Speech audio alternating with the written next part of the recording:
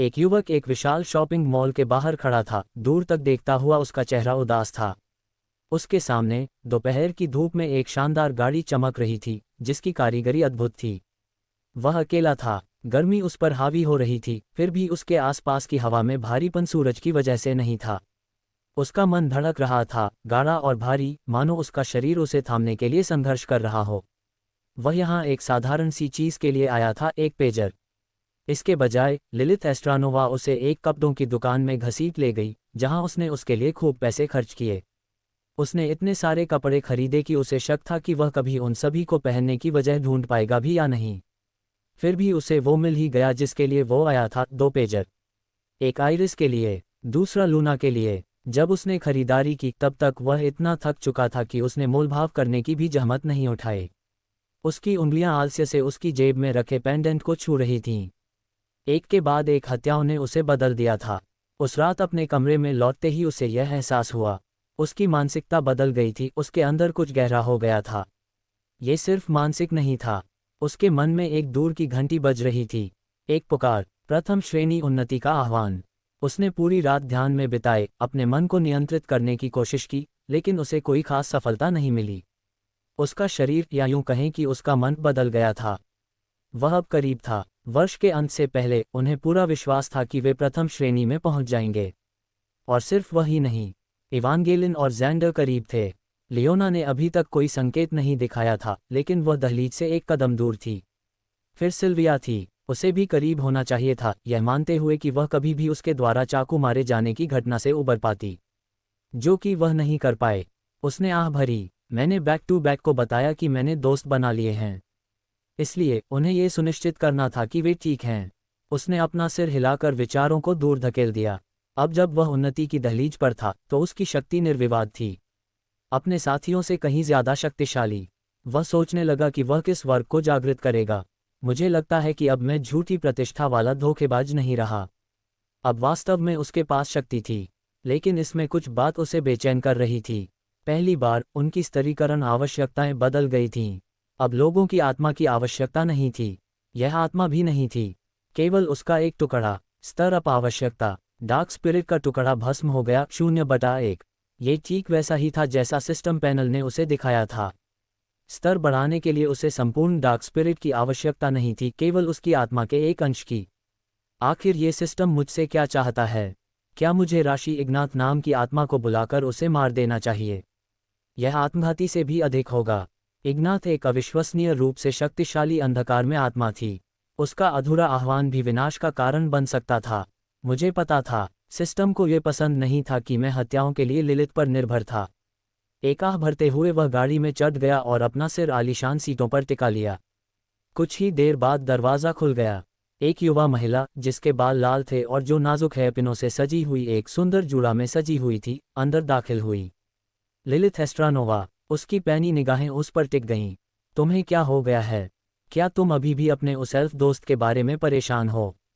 वह उसकी बातों से कुछ चिढ़कर हंसा। वह मेरा दोस्त नहीं है, और मैं भी नहीं हूं। वह मुस्कुराए। तुम दोनों का रिश्ता बहुत ही जहरीला है। उसने एक पल के लिए उसे गौर से देखा और फिर कहा, लेकिन मुझे इसमें एक समानता नजर आ रही है।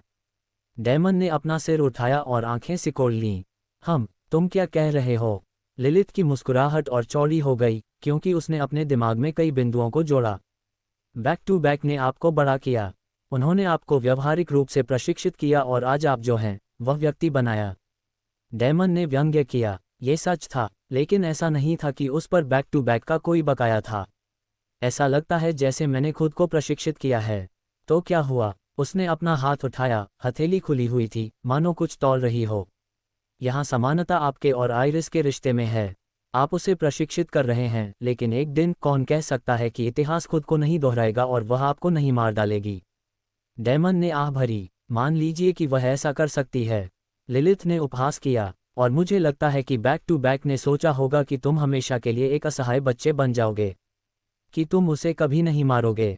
लेकिन क्या तुमने ये सुनिश्चित करने के लिए मेरी शक्ति का लाभ नहीं उठाया कि वह मर जाए? उसका जबड़ा कस गया। वह सही थी, मगर इससे क्या? बस इतना ही काफ़ी है, डेमन बुदबुदाया। मेरे लेवल अप की ज़रूरतें बदल गई हैं। उसने अपना सिस्टम पैनल खोला और उसे नई आवश्यकता बताई। लिलिथ की आंखों ने उसे देखा। ये तो परेशानी वाली बात होगी। डेमन ने सूखी हंसी निकाली। मुझे लगता है कि मैं हमेशा एक डार्क स्पिरिट को बुला सकता हूँ, सभी को खतरे में डाल सकता हूँ, और आशा करता हूँ कि इस प्रक्रिया में मैं उसकी आत्मा का एक टुकड़ा निकालने में कामयाब हो जाऊंगा। लिलिथ ने भौहें उठाईं। मैं इसकी सलाह नहीं दूंगा जब तक कि आप संकट पैदा नहीं करना चाहते। वह थोड़ा आगे झुकी। हम यहाँ एक वास्तविक आपदा की बात कर रहे हैं। डार्क स्पिरिट्स को सिर्फ मजे के लिए इस तरह नहीं कहा जाता। ये चीज़ें भले ही ड्रैगन्स जितनी शक्तिशाली न हो, लेकिन ये उनके बहुत करीब आती हैं। डेमन ने सिर हिलाया। वह तो पहले से ही इतना जानता था। हालांकि ड्रैगन कहीं ज्यादा खतरनाक थे, फिर भी डार्क स्पिरिट्स भयानक जीव थे जो पूरे शहरों को तबाह कर सकते थे। यही वजह थी कि उन्हें आपदाओं की श्रेणी में रखा गया था। लिलिथ ने अपनी आंखें सिकोड़ लीं। चिंता मत करो, हम कुछ न कुछ हल निकाल लेंगे। इसके अलावा ये लगातार इंसानों को मारने से तो बेहतर ही है। अब हमें तुम्हारी परछाइयों की भूख मिटाने के लिए बस ताज़ी लाशें चाहिए। डेमन सिहर उठा। मैं इसे छोड़ दूंगा, वह बुदबुदाया। मुझे लगता है कि मैं इसे मैना स्टोन्स के आहार पर रख सकता हूं और बलिदान कौशल का उपयोग करके इसे छाया ऊर्जा में बदल सकता हूं। वह किसी न किसी तरह से स्तर ऊपर उठाने का रास्ता खोज ही लेगा। लेकिन अभी उसके पास करने के लिए कुछ और महत्वपूर्ण काम था। वह अपनी बहन से मिलने जा रहा था। यह विचार आते ही उसके होठों पर एक हल्की सी मुस्कान आ गई। लिलिथ ने उसके भाव को भांप लिया और अपनी आंखें थोड़ी सिकोड़ लीं। वह निश्चित रूप से आशा करती थी कि वह किसी डार्क स्पिरिट को बुलाने का कोई तरीका खोजने की योजना नहीं बना रहा था। यह एक विपत्ति होगी। उसकी त्वचा गोरी थी, इतनी गोरी कि लगभग उसके बर्फीले सफ़ेद बालों से मेल खा रही थी। पतली मेडिकल गाउन पहने, कमज़ोर हाथों में एक अखबार कसकर पकड़े, वह बिस्तर पर बैठी थी और उसकी भूरी आंखें कहीं दूर थीं। वह जवान थी, शायद 14 साल की। अखबार में राक्षसों के बारे में नवीनतम जानकारी थी। 8 साल के युद्धविराम के बाद भी वे अभी तक पूरी तरह से पीछे नहीं हटे थे। उसकी उंगलियां पन्नों पर कस गईं। उसके बगल में जादुई मशीनें धीरे धीरे गुनगुना रही थीं, उनके जादुई तंत्र उसकी हालत पर नजर रख रहे थे। एक पतली नली उसकी कलाई को अमृत से भरे ड्रिप से जोड़ रही थी, जो उसके शरीर को जीवित रहने के लिए जरूरी औषधियां दे रही थी। उसने धीरे से अपना सिर उठाया। दोपहर की सुनहरी रोशनी पर्दों से अंदर आ रही थी। यह विशाल आलीशान कमरा सिर्फ उसका था। दीवारें, जादुई चिकित्सा उपकरण, मुलायम चादरें, सब कुछ उसकी देखभाल के लिए समर्पित। उसने अच्छा खाना खाया, बेहतरीन इलाज करवाया और बहुत दिनों से बासी रोटी का स्वाद नहीं चखा था। लेकिन इन सब के बावजूद उसे अपने भाई की याद आती थी। वह सोच रही थी कि वह कहाँ है, उसका क्या हाल है, और सबसे बढ़कर वह उसके इलाज के लिए पैसे कहाँ से जुटा रहा है। अपराध बोध की गहरी पीड़ा उसके सीने में उठ रही थी। वह हमेशा बोझ बनी रही। जब से उनके माता पिता दानव युद्धों में मारे गए थे, तब से उसका भाई ही उसे ले जाने, उसकी रक्षा करने और यह सुनिश्चित करने का काम करता था कि वह जीवित रहे। और अब मानो भाग्य स्वयं उनका मजाक उड़ाना चाहता हो, उसे एक लाइलाज बीमारी, मैजिक सर्किट कैंसर का श्राप मिल गया था। उसे याद नहीं था कि वह हीलिंग इंस्टीट्यूट में कैसे पहुंची थी या उसका भाई उसे यहाँ कैसे लाया था। उसे बस इतना याद था कि वह उसे एक हीलर से दूसरे हीलर के पास, एक हताश कोशिश से दूसरी कोशिश तक ले जा रहा था। जब वह आखिरकार होश में आए तो उसे एक साझा वार्ड में रखा गया था। कुछ ही देर बाद उसे एक एग्जीक्यूटिव स्वीट में ले जाया गया, जिसकी कीमत हजारों ज़ेनी रही होगी। उसका भाई कथित तौर पर अकादमी गया था। ये सोचकर वह मंद मंद मुस्कुराए। उन्होंने अंततः उस स्वर्णिम टिकट का उपयोग कर लिया जो उन्हें विरासत में मिला था। फिर भी उसे उसकी याद आती थी। उसने उसे पूरे 2 महीने तक नहीं देखा था। उनकी अनुपस्थिति में उनकी देखभाल करने वाली एक दयालु चिकित्सक थी, फ्लोरा एस्टन, जो मैजिक सर्किट कैंसर की विशेषज्ञ थीं। डेमन, उम्मीद है तुम ठीक होगे। देवी, मेरे भाई की रक्षा करो। उनके माता पिता की मृत्यु के बाद से उसका भाई बहुत बदल गया था। हर गुजरते साल के साथ वह और भी अकेला और भी दूर होता गया। उसे किसी पर भरोसा नहीं था और इसके पीछे वाजिब कारण भी थे। लोग उनके प्रति क्रूर थे। वह उन्हें कभी माफ नहीं करेगी, इस बात के लिए नहीं कि उन्होंने उसके भाई को किस तरह चोट पहुंचाई। लेकिन अगर उसे उसके बदलाव की शुरुआत का ठीक पता लगाना हो, तो वह दिन होगा, वह दिन जब वह जंगल में गायब हो गया। उसकी आंखों में एक मृत भाव था। उसने घंटों इंतजार किया था। वह डर गई थी, वह चिंतित थी, लेकिन जब वह अंततः वापस लौटा तो उसकी आंखें अलग थीं। उस रात उसने उससे कहा था, मेरे पास ही रहो। उसने उन्हें उस गांव से बाहर निकालने की कसम खा ली थी। उसने वादा किया था कि चाहे कुछ भी हो जाए, वह उसकी रक्षा करेगा। लेकिन अंदर ही अंदर वह हमेशा एक सच्चाई जानती थी। जब वह मेरी रक्षा कर रहा था, तो उसकी रक्षा कौन कर रहा था? जवाब था, कोई नहीं। और इसलिए वह बदल गया। अब उसे नैतिकता की कोई परवाह नहीं थी। वह उन लोगों जैसा बन गया जिनसे वह घृणा करता था और जिन्हें तुच्छ समझता था। उसने झूठ बोला, उसने धोखा दिया, उसने चोरी की। उसने उनसे सीखा और उन्हीं की चालें उनके विरुद्ध इस्तेमाल की। किंतु इसके बावजूद उसने फिर भी उसकी रक्षा की। डेमन और लूना को कष्ट सहना पड़ा। वह अपने दुख के मूल कारणों को कभी नहीं भूलेगी, भले ही उसका भाई भूल गया हो। राक्षस अखबार को दबाते समय उसके हाथ कांप रहे थे।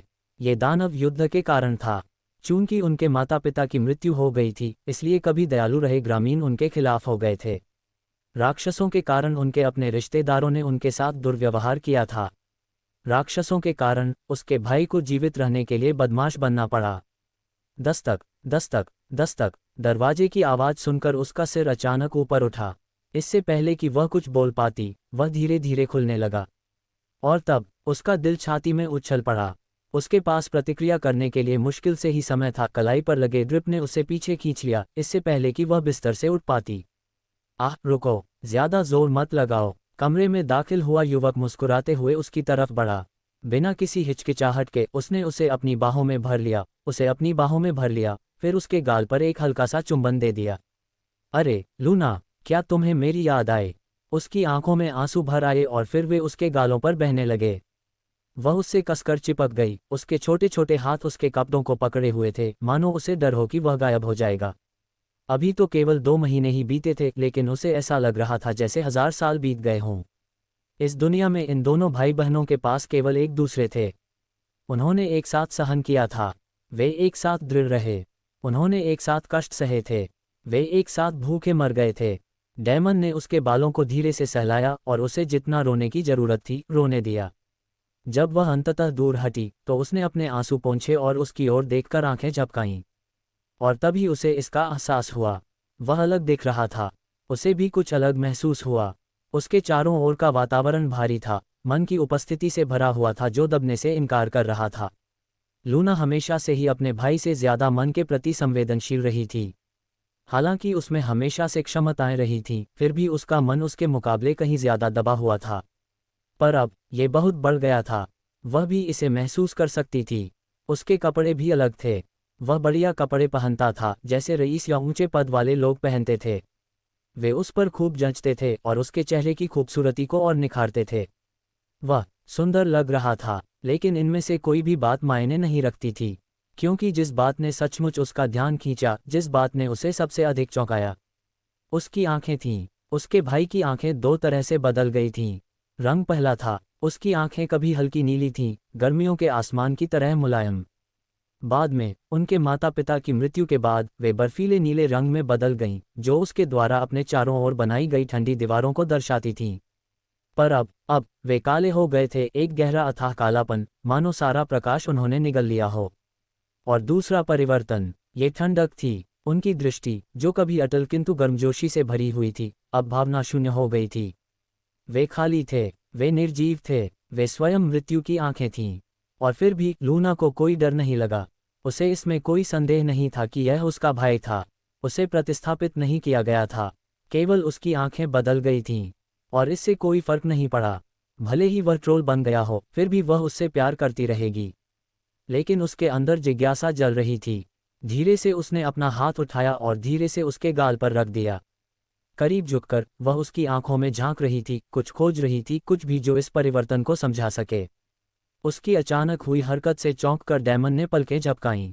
और फिर धीरे से उसने पूछा, डेमन, तुम्हारी आंखों को क्या हुआ?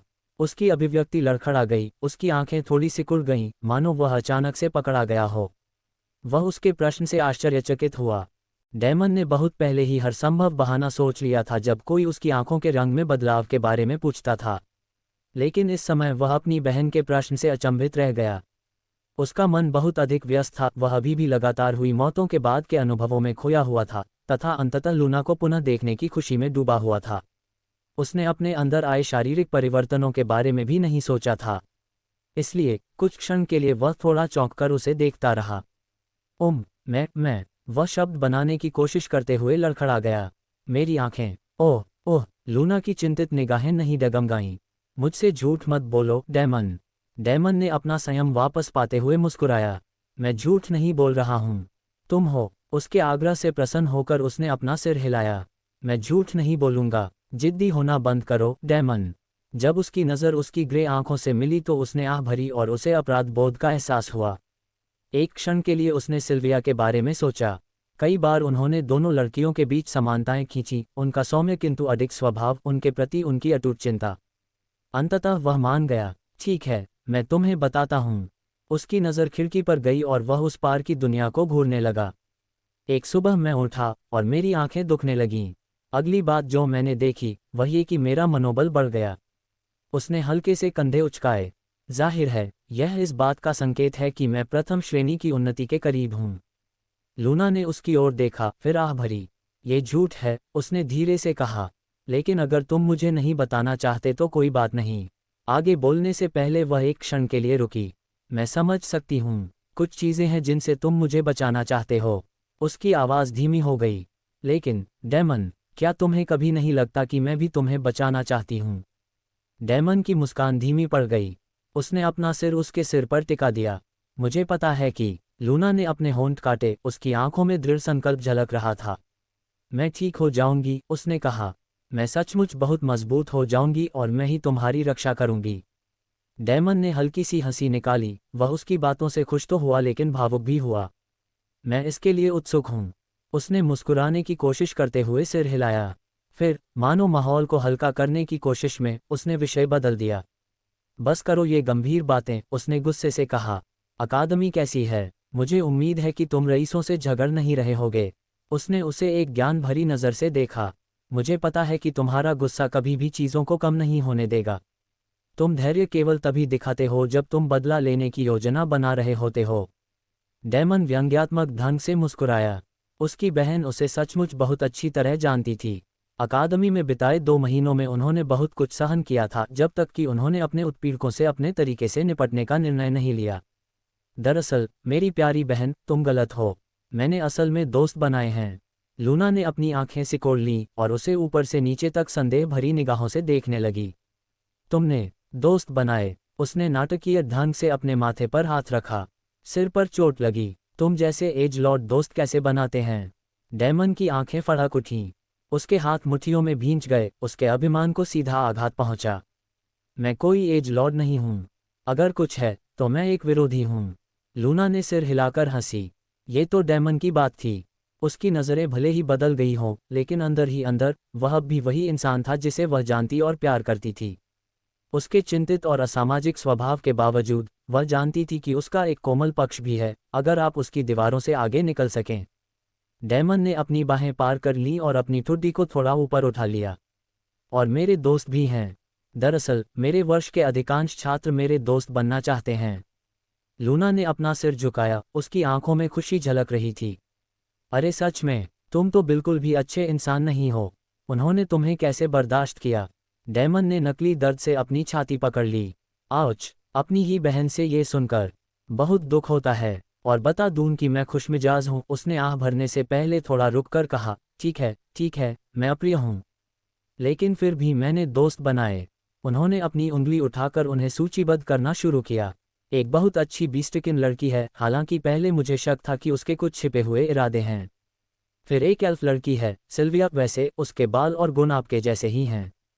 ओह, और इवांगेलिन है, उसके बाल कुछ कुछ प्रकाश जैसे हैं, और उसके बाल मुझे सूरज की याद दिलाते हैं। माँ जैसे, पर अलग। उसकी भौहें थोड़ी सिकुड़ गईं, लेकिन उसने जल्दी से उसे झटक दिया और आगे बढ़ गया। और फिर एक बेवकूफ़ है जो जाहिर तौर पर मुझसे ज़्यादा दिखने में अच्छा नहीं है, उतना ताकतवर नहीं है, और बिल्कुल भी उतना होशियार नहीं है। उसका नाम ज़ैंडर है। और हाँ, तुम्हें पता है, मैं उसे हर चीज़ में हरा देता हूँ। लूना को शुरू में संदेह हुआ, लेकिन अपने भाई को उसके तथाकथित दोस्तों के बारे में चिल्लाते देखकर उसके चेहरे पर मुस्कान आ गई। ऐसा लग रहा था कि वह सचमुच उन्हें पसंद करता था। दोस्तों का होना उसके लिए एक नया एहसास रहा होगा, या यूं कहें, शायद इससे उसे वो यादें ताज़ा हो गईं जब वो गांव के दूसरे बच्चों के बीच बहुत लोकप्रिय हुआ करता था, सब कुछ बदलने से पहले। उसने अपनी थोड़ी हथेली पर टिका दी और उसे चिढ़ाने वाली नज़र से देखा। तुम्हें ये ज़ैंडर सचमुच पसंद आएगा? डेमन एक क्षण के लिए ठिठक गया और फिर हंसने लगा। उफ, मैं ज़ैंडर जैसा? प्लीज़, मुझे उससे नफरत है। लूना बस मुस्कुराए, अगर वह तुम्हारा दोस्त बनने को तैयार है तो ज़रूर कोई अच्छा इंसान होगा। डेमन ने नाराज होकर अपनी जीभ चटकाए। अरे अरे, मैं तुम्हें यहीं रोक देता हूँ। वह मेरा दोस्त नहीं है। मैं उसे बर्बाद करने के लिए ही जीता हूँ। वह मेरा दुश्मन है। लूना ने अपने दोनों हाथ ताली बजाई, उसकी आंखें उत्साह से चमक रही थीं। ये तो कमाल है। तुम दोनों में कितनी ज़बरदस्त प्रतिद्वंद्विता है। ऐसा लगता है जैसे तुम दोनों भाई बहन हो, बिल्कुल वैसे ही जैसे माँ हमें कहानियाँ सुनाया करती थीं। दो शूरवीर जो फौलादी और खून से बंधे हैं। उसने अपना गला साफ किया, फिर नाटकीय ढंग से अपनी आवाज़ गहरी कर ली। हमारी वाचा का लहू गर्भ के जल से भी अधिक गाढ़ा है। डेमन उसे खाली आंखों से देखता रहा, उसका चेहरा भावशून्य था। अगर उसने ज़ैंडर के सामने कभी ऐसा कुछ कहा तो उसका कूल लड़का वाला अंदाज हमेशा के लिए खत्म हो जाएगा। वह बेवकूफ़ उसे कभी नहीं भूलेगा। ठीक है, बस हो गया बदमाश। तू मुझे बेवजह शर्मिंदा कर रहा है, और अगर कोई पूछेगा तो मैं उसका सबसे बड़ा दुश्मन हूँ। बेहतर होगा कि तू ये बात न भूल।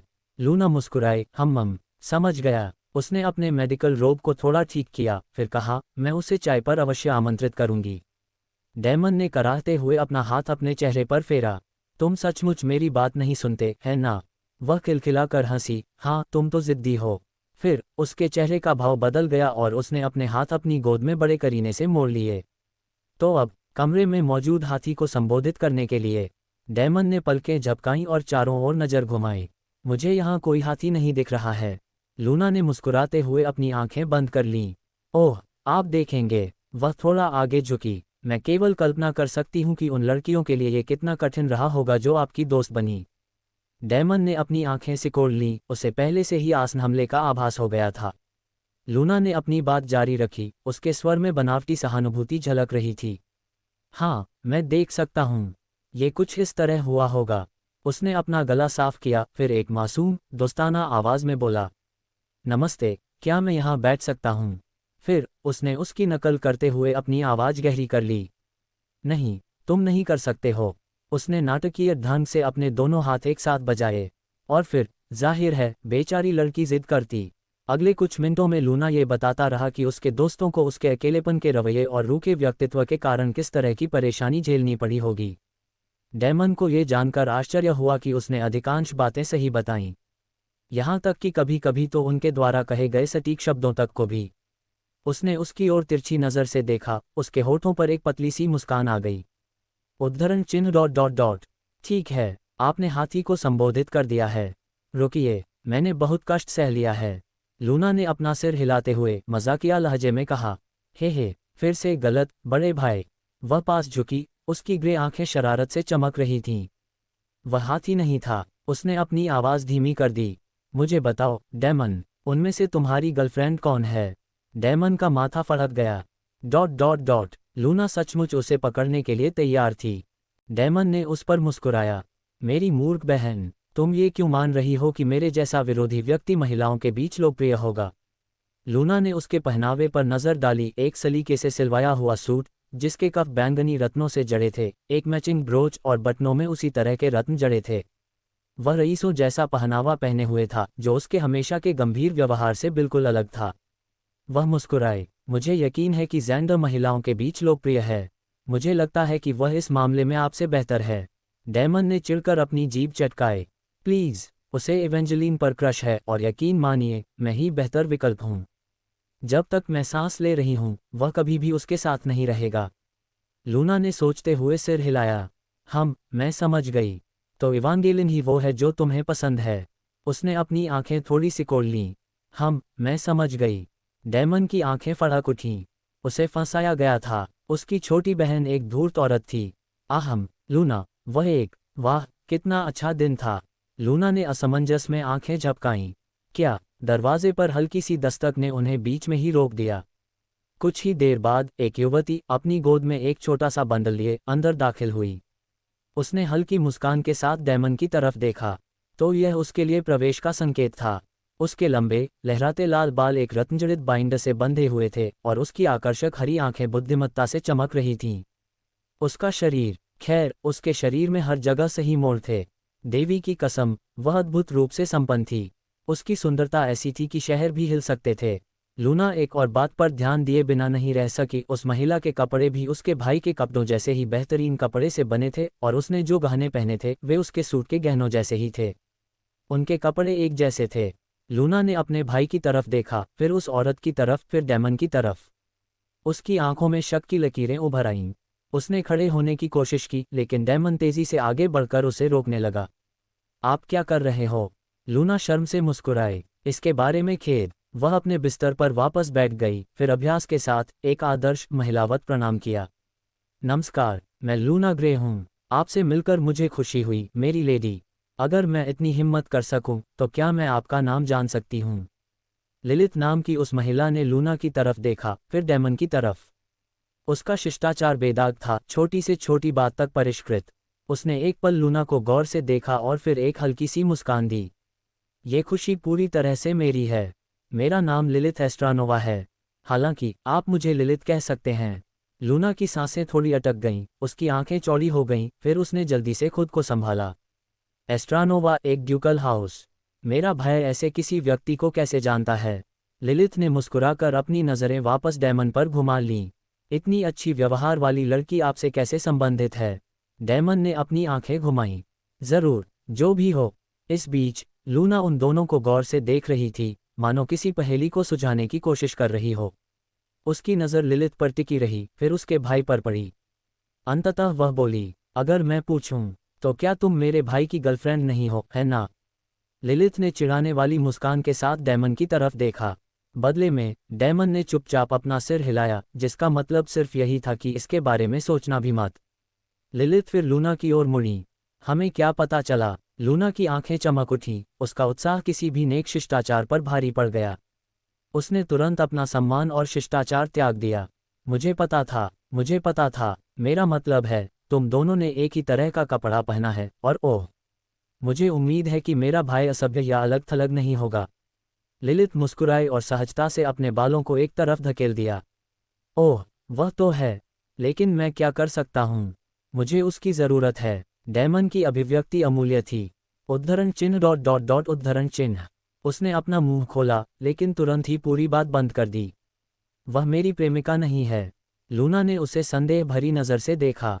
लेकिन तुम लोग तो एक जैसे कपड़े पहनते हो, और अगर वह तुम्हारी गर्लफ्रेंड नहीं है, तो और कौन तुम्हारे साथ रहेगा? बेशक, मेरे अलावा। लिलिथ लूना के पास गई और अपने साथ लाई हुई छोटी सी गठरी को नीचे रख दिया तथा धीरे से अपना सिर लूना की कमजोर बाहों पर रख दिया। एक दुख भरी आह भरते हुए उसने अत्यंत हृदय विदारक दुख व्यक्त किया। बस, मैं एक कुलीन हूँ और वह एक आम आदमी है। हमारा प्यार वर्जित है। लूना आश्चर्य से आंखें फैलाकर हौंफने लगी। निषिद्ध प्रेम, उसने नाटकीय ढंग से फुसफुसाया। मेरा अपना भाई, जो रोमांस को बेवकूफ़ी और बचकाना समझता है, एक दुखद प्रेम कहानी में फंस गया है। उसने एक काल्पनिक आंसू पोंछते हुए सूंघा।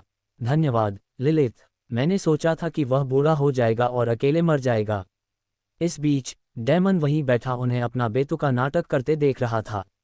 साफ था कि वे बस प्रतिक्रिया पाने के लिए उस पर हमला कर रहे थे। उसने उन्हें पूरे 3 मिनट तक अपना मजाक उड़ाते देखा, और उनकी एक जैसी हरकतों से अंदाज़ा लगाया जा सकता था कि लिलिथ और लूना एक दूसरे के साथ बहुत अच्छी तरह घुल मिल रहे थे। शुरुआत में उसने लिलिथ को बाहर इंतजार करने के लिए कहा था, क्योंकि वह लूना के लिए खरीदे गए पेजर से उसे सरप्राइज देना चाहता था। लिलिथ ने लूना के इलाज के लिए कुछ पैसे भी चुकाए थे, जिससे वह अपनी बहन के साथ अकेले समय बिता सका। लेकिन अब जब वे मिल चुके हैं, वह अपने हर निर्णय पर पछता रहा था, जिसके कारण उसे यह स्थिति झेलनी पड़ी। आखिर में उसने लूना को पेजर थमा दिया, सिर्फ अपना नंबर लिखकर। स्वाभाविक रूप से उसने लिलिथ का भी पेजर लेने की जिद की। कुछ और घंटे साथ बिताने के बाद जाने का समय हो गया।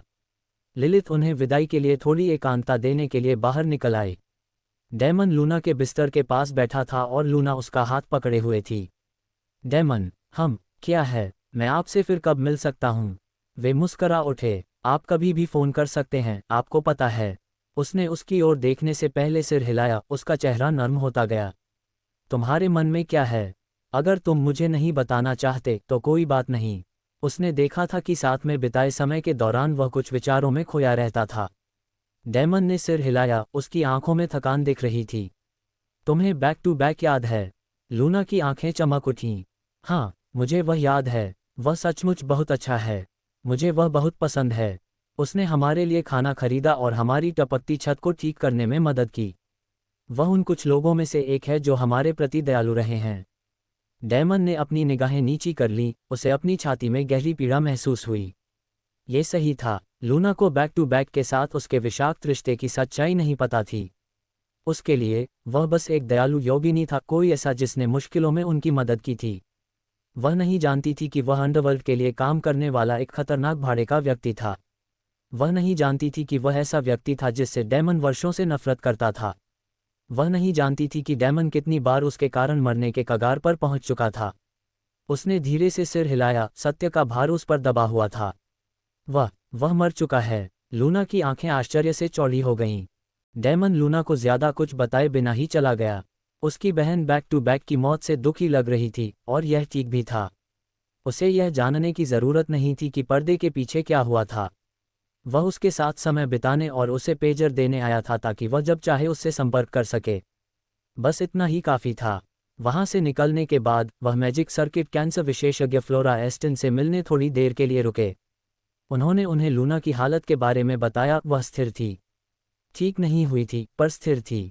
यद्यपि फ्लोरा आशावादी थी, फिर भी उसने अपनी चिंता भी व्यक्त की। क्या आप भुगतान जारी रख सकते हैं?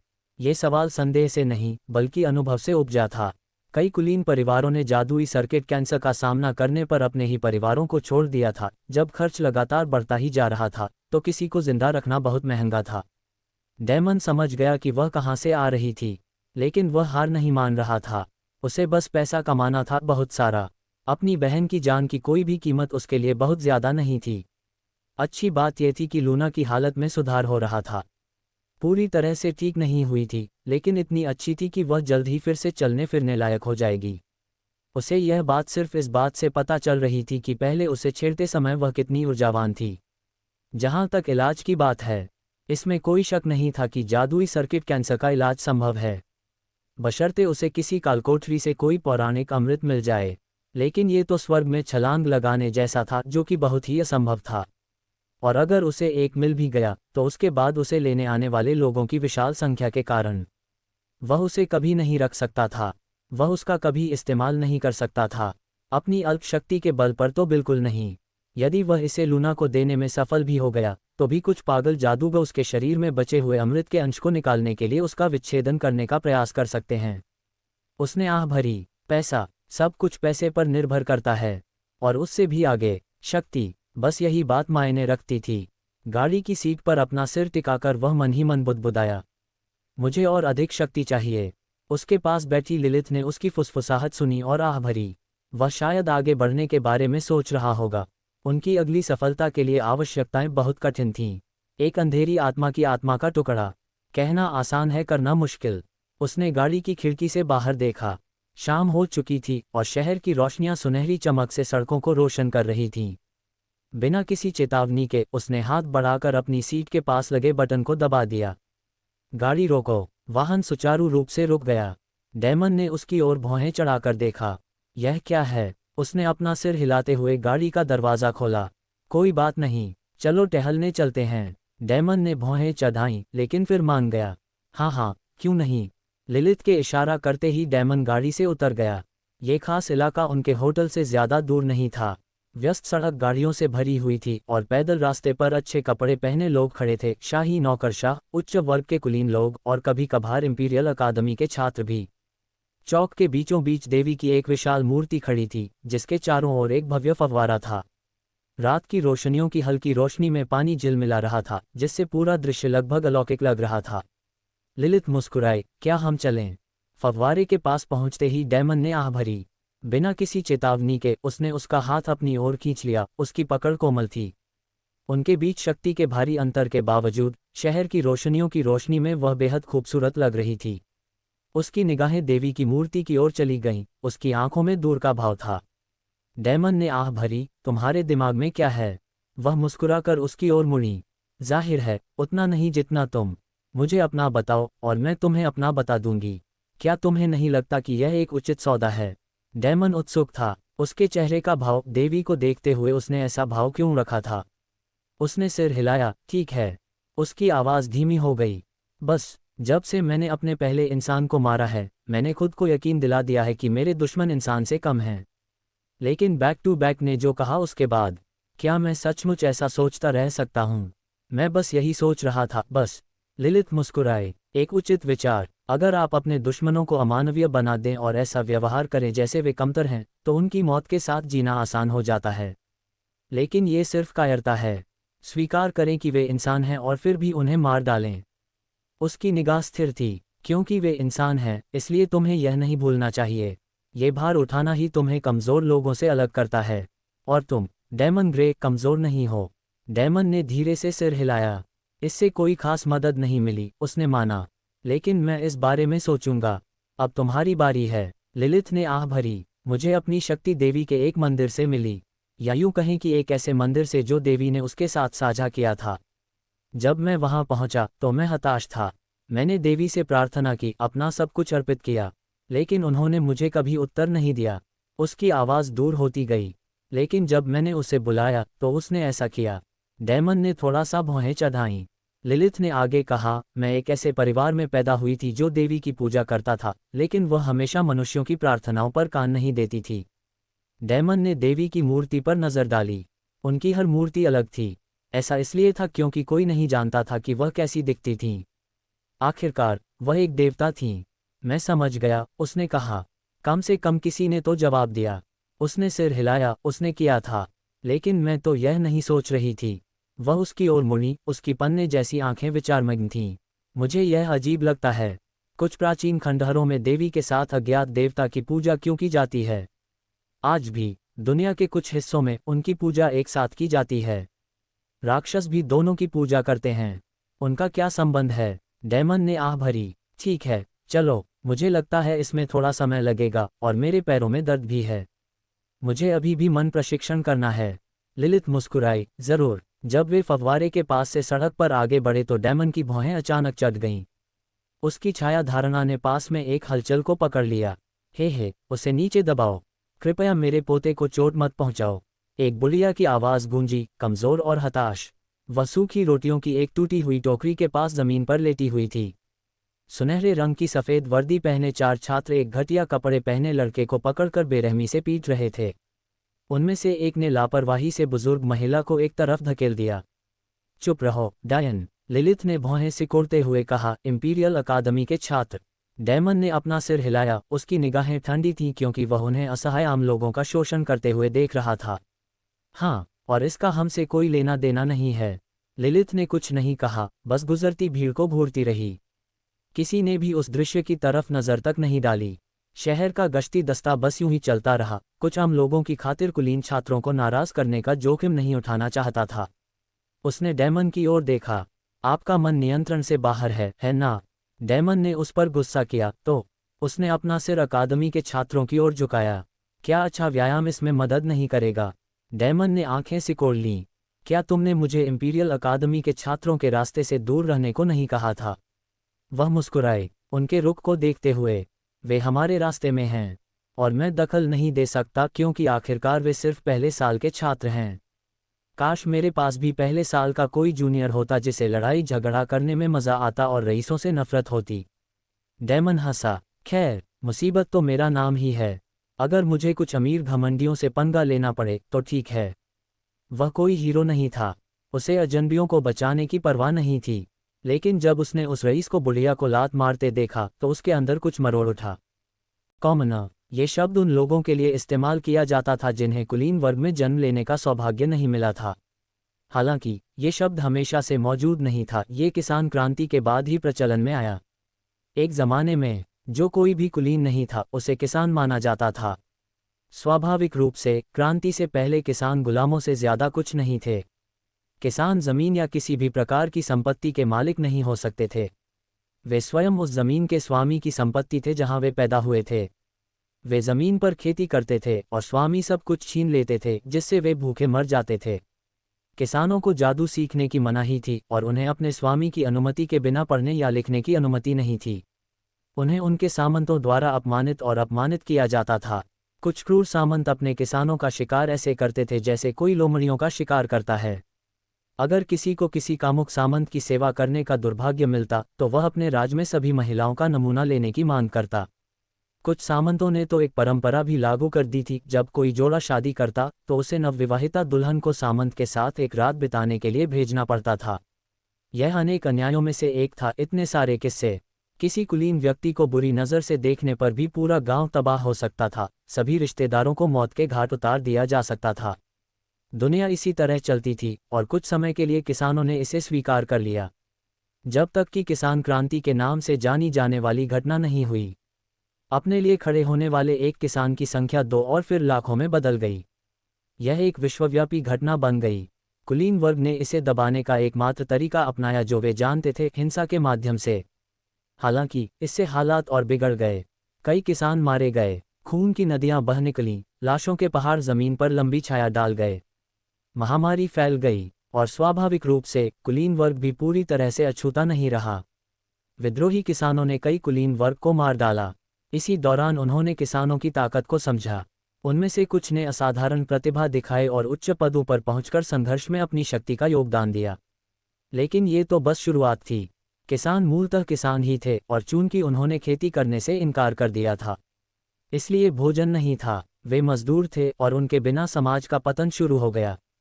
बहुत सारी जानें जा चुकी थीं। दुनिया भर में लाखों लोग मारे गए थे।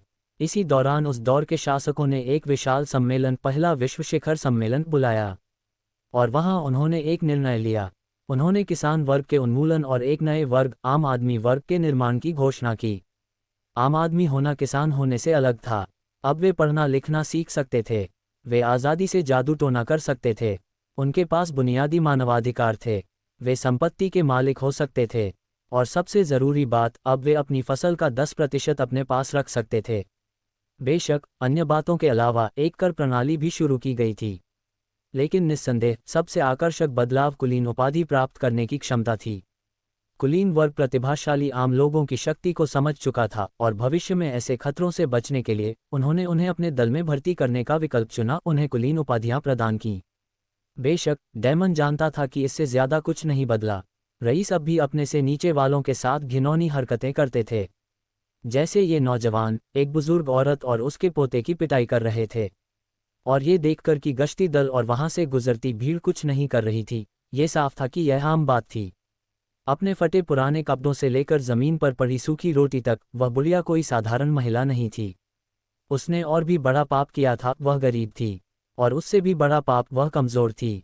डैमन चेहरे पर हल्की मुस्कान लिए उनकी ओर चला। नमस्ते सज्जनों, आप लोग मजे कर रहे हैं, क्या मैं भी शामिल हो सकता हूँ?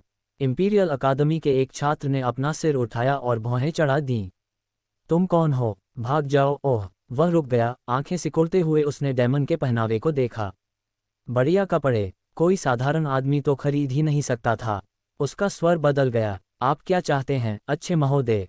डैमन मुस्कुराया। ओह, एक सज्जन व्यक्ति, मुझे ये पसंद है। अपने कपड़ों में हाथ डालकर उसने एक ब्रोच निकाला जो छात्र परिषद का प्रतीक चिन्ह था। वह चाहता था कि इंपीरियल अकादमी के छात्र जान लें कि वह किस अकादमी से जुड़ा है। इस तरह उसके आम आदमी होने का कोई मतलब नहीं रह जाएगा। वे उसे एक निम्नवर्गीय नहीं, बल्कि एक प्रतिद्वंद्वी अकादमी के छात्र के रूप में देखेंगे। रुको, मुझे अपना ब्रोच पिन करने दो। उसने उसे अपनी छाती से लगा लिया और संतुष्टि से सिर हिलाया। अच्छा अच्छा, शुरू हो गया। देखिए, मैं जहाँ से आया हूँ वहाँ मैं अनुशासन प्रिय हूँ, इसलिए मुझे उम्मीद है कि अगर मैं आपको थोड़ा पीट दूँ तो आपको कोई आपत्ति नहीं होगी। धन्यवाद। लड़के ठिठक गए, उनकी आंखें झिझक से चमक रही थीं। पहला लड़का, जो गोरा था, हाँफने लगा। वह इथर अकादमी के साथ है। इससे पहले कि वह अपनी बात पूरी कर पाता, डैमन की मुट्ठियां उसके चेहरे पर लगीं, जिससे वह पीछे की ओर उड़ गया। रिमोसलेस स्किल के सक्रिय होते ही डैमन की गहरी आंखें शांत रहीं। उसने अपनी नज़र बुढ़िया और उसके घायल पोते की ओर घुमाई। काले बालों वाला एक नौजवान, चेहरा सूजा हुआ, एक हाथ लटक रहा था, शायद टूटा हुआ। 1 मिनट रुको, दादी। कमीने। बाकी छात्रों ने अपने हाथ ऊपर उठाए और डैमन पर जादुई हमले शुरू कर दिए। आग और बर्फ हवा में लहराने लगे, लेकिन वह बिना किसी प्रयास के अपने पाक और कौशल के साथ घूमकर रास्ते से हट गया। वाह, तुम लोग थोड़े कमज़ोर हो। मैं समझ गया कि युद्ध के खेलों में तुम हमेशा हमसे क्यों हार जाते हो। दयनीय। उसने अपना हाथ उठाया और छाया जादू की एक पतली सी दीवार को बुलाया, तभी आग और बर्फ के जादू का एक और धमाका उसकी तरफ आया। हमले दीवार से टकराए, दरारें पड़ गईं, लेकिन डेमन पर कोई असर नहीं हुआ। यह एक भयानक कॉम्बो हमला था। क्या इंपीरियल अकादमी में तुम्हें कुछ नहीं सिखाया जाता? उसकी कलाई फड़की और सर्वदिशात्मक गियर बाहर निकल आया, पास की सतह पर अटक गया और उसे आगे की ओर खींच लिया। ठीक उसी समय उसका अवरोध टूट गया। उसने अग्नि जादूगर की ओर बढ़ते हुए उसकी गर्दन पकड़ ली। लगता है तुम सिर्फ दादियों को परेशान करने में ही माहिर हो। उसने लड़के को जमीन पर पटक दिया तथा शेष 3 लोगों की हवा से बच निकला। अपना हाथ उठाकर उसने अपनी उंगलियों को बंदूक का आकार दिया। रामबाण। वह युवक बहुत अत्याचारी है। वह भी कुशल है। वह एथर अकादमी से है। एथर अकादमी का एक छात्र राजधानी में क्या कर रहा है? दर्शकों में से एक शाही सिविल सेवक ने अपनी आंखें सिकोड़ लीं। इंपीरियल अकादमी के उन छात्रों को एक वृद्ध महिला को परेशान करने के लिए उचित सजा मिलनी चाहिए। उसके बगल में उसका एक सहकर्मी अचानक तनावग्रस्त हो गया। रुको, क्या वह लाल बालों वाली महिला परिचित नहीं लगती? उसने उसकी ओर देखा, भौहें चढ़ाईं, और फिर उसकी आंखें पहचानकर चौड़ी हो गईं। यह एस्ट्रानोवा ड्यूकर्डम की लेडी एस्ट्रानोवा हैं। ऐसा ही होना चाहिए। वह एथर अकादमी की छात्र परिषद की अध्यक्ष हैं। भीड़ में हॉर्न की आवाज़ें फैल गईं और हवा में बड़बड़ाहट भर गई। वह लड़का अवश्य ही बहुत प्रतिभाशाली होगा। क्या आपको लगता है कि लेडी एस्ट्रानोवा उसे स्नातक होने के बाद अपने घर में शामिल करना चाहती हैं? लगता है इंपीरियल अकादमी के छात्र फिर से हारने वाले हैं। हाँ, वे एथर अकादमी को नहीं हरा सकते। उनमें से कुछ इंपीरियल अकादमी के छात्र ठंडे भाव से देख रहे थे। इस बीच डेमन ने अपनी उंगलियां उठाईं और एक जादुई गोली चलाई। गोली अपने निशाने पर लगी। उसकी नई स्किल डेड आई ने यह सुनिश्चित किया। इसकी मदद से वह ट्रिगर दबाने से पहले ही गोली का सही रास्ता देख सकता था। पवन जादूगर को हाथ में गोली लगी तो वह कराह उठा। माफ करना, डेमन ने सोचा। मेरी मानसिकता कुछ स्कूल शूटर जैसी है। मुझे साथी छात्रों पर गोली चलाना बहुत पसंद है। बैंग बैंग, कई और गोलियां चलीं। डेमन टेढ़ी मुस्कान के साथ बोला। ये बहुत आसान था। वह और भी मजबूत हो गया था। ये किसी ऐसे व्यक्ति की ताकत थी जो अपनी प्रथम श्रेणी की उन्नति के कगार पर था। गोरा छात्र, जिसे उसने सबसे पहले मुक्का मारा था, लड़खड़ाकर खड़ा हो गया। उसने बर्फ पकड़े अपने साथी की तरफ देखा, जो अभी भी सुरक्षित था, फिर सूंघा और अपनी नाक से खून पोंछा। हमला करने से पहले वह एक पल के लिए संभलना चाहता था। उसका प्रतिद्वंद्वी मजबूत लग रहा था। आप कौन हैं? मैंने एथर अकादमी के छात्रों में आप जैसे प्रथम वर्ष के छात्र के बारे में कभी नहीं सुना। डेमन मुस्कुराया। क्या आप समय खरीद रहे हैं? कोई बात नहीं, मुझे वैसे भी कसरत की ज़रूरत थी, इसलिए मैं आपको इसमें शामिल कर लूँगा। मेरा नाम डेमन ग्रे है। गोरे लड़के ने आंखें सिकोड़ लीं। उसने पहले कभी यह नाम नहीं सुना था। वह एथर अकादमी के प्रथम वर्ष के सभी 10 सर्वश्रेष्ठ छात्रों को जानता था।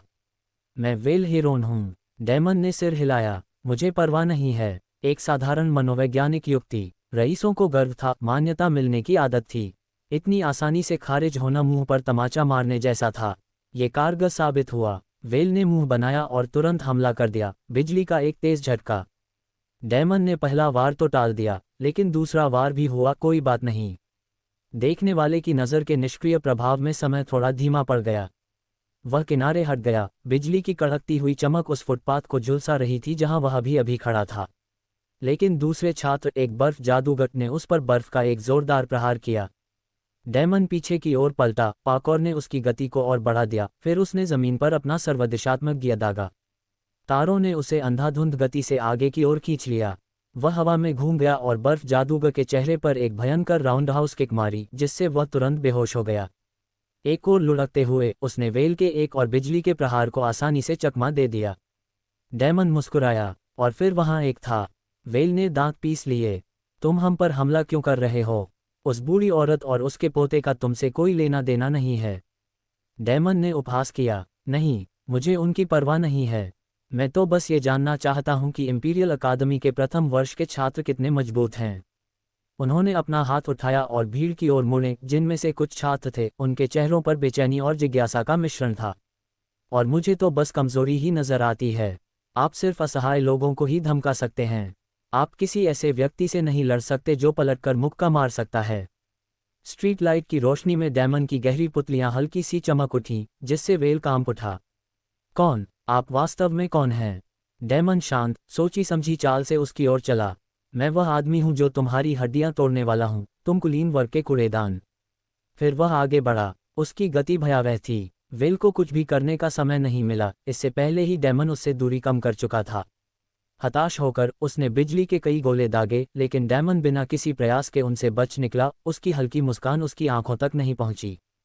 और फिर धमाका। डेमन की मुट्ठियां वेल के चेहरे पर गड़ गईं, जिससे उसका सिर पीछे की ओर झटका।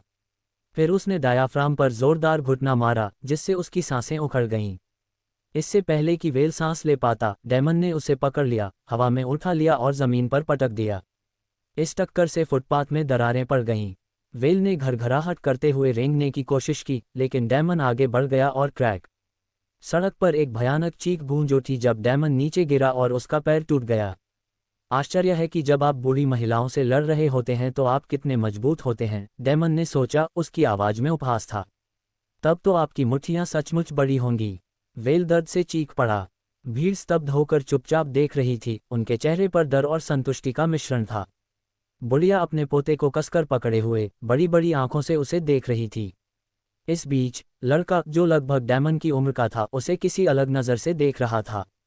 डर से नहीं, खौफ से नहीं, बल्कि किसी गहरी चीज की चिंगारी से। डेमन नीचे झुका, उसने वेल के बाल पकड़ लिए और उसका सिर ऊपर उठा दिया। सामान्यतः मैं अपनी सारी हड्डियां तोड़ देता, लेकिन आज मैं उदार महसूस कर रहा हूं। उसने दूसरों की ओर देखा। तुम सब लोग अपना सारा पैसा सौंप दो, मैं इसे उस मुआवजे के रूप में लूंगा जो तुमने मुझे एक बुजुर्ग महिला को परेशान करने वाले कुलीन लड़कों का दयनीय दृश्य देखने के लिए दिया। वह मुस्कुराया, वेल का चेहरा फुटपाथ पर दबाते हुए, फिर उसकी जेबें टटोलीं। जेनी की एक भारी थैली डेमन के हाथ में आ गिरी। उसने एक पल के लिए उसे तौला, फिर बाकी तीनों की ओर बढ़ा जो मुश्किल से होश में थे। उनकी कमजोर कराहें उसे उन्हें लात मारने से नहीं रोक पाईं और उसने उनकी थैलियां निकाल लीं। देखने वालों की सांसें थम सी गईं। कुछ बेचैन थे तो कुछ खुश।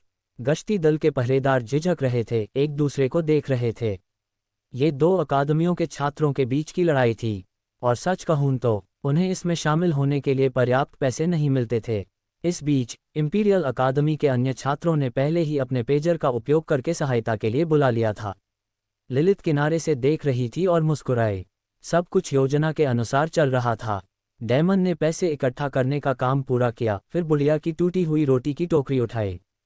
उसने रोटी और चुराई हुई जेनी को उसमें रख दिया और रईसों की खाली थैलियों को कूड़े की तरह फेंक दिया। वह वृद्ध महिला के पास गया और थोड़ा झुककर उसे उपहार दे दिया।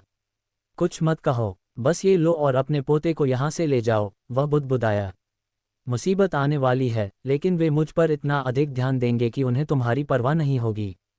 टोकरी को पकड़ते समय महिला की आंखों में आंसू आ गए। धन्यवाद, उसने फुसफुसाते हुए कहा, अपने पोते को करीब से पकड़े हुए, जबकि वह लंगड़ाते हुए अपने पैरों पर खड़ा होने के लिए संघर्ष कर रहा था। वह युवक, जो लगभग डेमन की उम्र का था, उसे देर तक घूरता रहा, मानो उसका चेहरा अपनी यादों में उकेरने की कोशिश कर रहा हो। उसने कुछ नहीं कहा, बस डेमन को एक जोरदार इशारा दिया और फिर मुंह फेर लिया।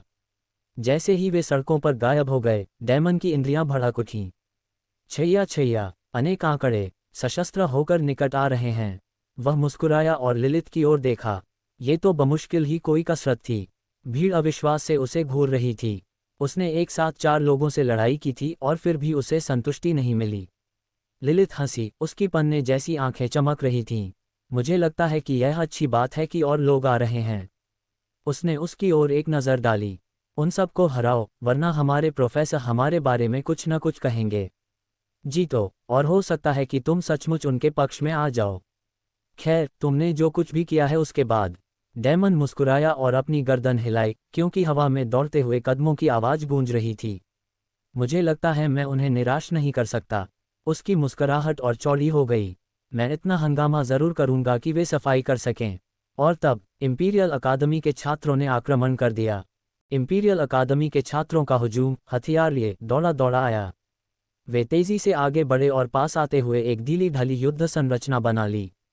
डेमन ने उनमें कई प्रजातियां देखीं, जानवर, कल्पित बौने, यहाँ तक कि कुछ परियां भी, लेकिन उनका नेतृत्व करने वाला सबसे अलग दिख रहा था। एक परी, अपने बड़े बड़े भूरे दैत्य जैसे पंख फैलाए, बाकियों से थोड़ा ऊपर मंडरा रहा था, हाथ में धनुष लिए युद्ध की तैयारी का संकेत दे रहा था। तुम, परी की आवाज़ गूंजी, दृढ़ और आरोप लगाने वाली। क्या तुम वही हो जो एथर अकादमी से हमारे इलाके में मुसीबत खड़ी कर रहे हो? डेमन हंसा। आपका मैदान। उसने अपनी बाहें पार कर लीं। ये राजधानी शहर है। मुझे याद नहीं कि आपका नाम शाही परिवार का हिस्सा होने के नाते था। जब तक कि आप गुप्त रूप से शाही भूमि पर स्वामित्व का दावा करने की साजिश नहीं रच रहे हों। शायद देशद्रोह के विचार। युवक का चेहरा गुस्से से तमतमा गया। ऐसा नहीं है। डेमन ने बंदूक की तरह इशारा करते हुए 2 उंगलियां उठाईं। चुप रहो, उसने सहजता से बीच में कहा। तुम शाही परिवार का अपमान करने की हिम्मत कर रहे हो। मुझे न्याय करना ही होगा। धमाका, धमाका, धमाका, धमाका। इससे पहले कि वे कुछ कर पाते, उसकी उंगलियों से जादुई गोलियां फूट पड़ीं। पल भर में 15 हमलावरों में से 6 गिर पड़े, अचंभित और घायल हो गए। भीड़ दहल गई। कुछ दर्शक आपस में बुदबुदा रहे थे और पहले से ही घटनाओं को बढ़ा चढ़ाकर पेश कर रहे थे।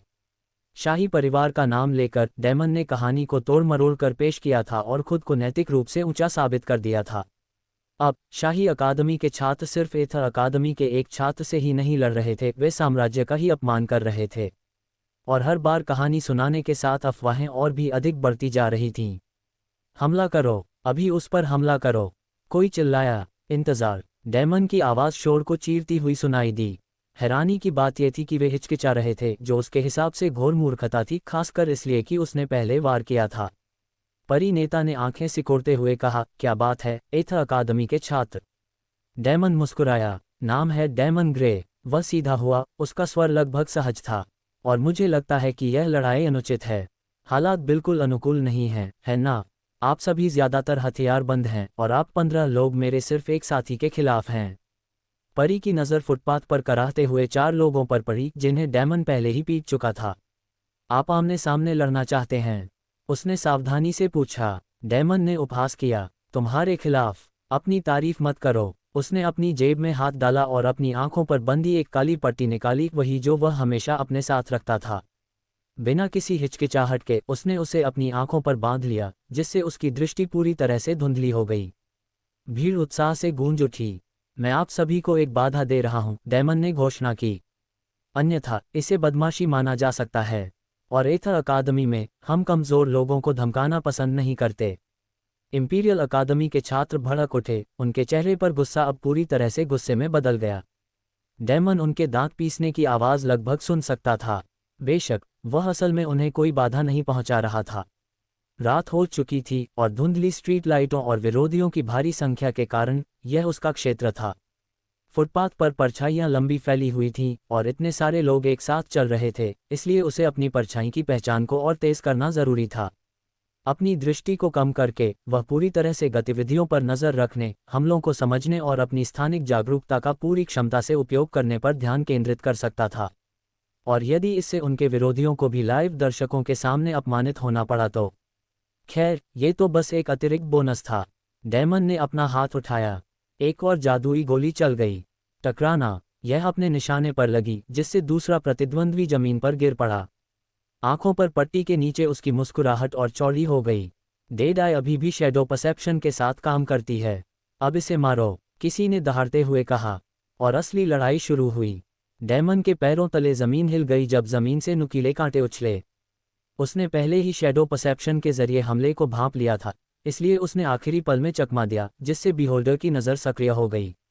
समय धीमा हो गया। वह जादुई हमलों से बचता हुआ, पानी के तेज झोंके से बचता हुआ जमीन पर उतरने से पहले ही उछल पड़ा।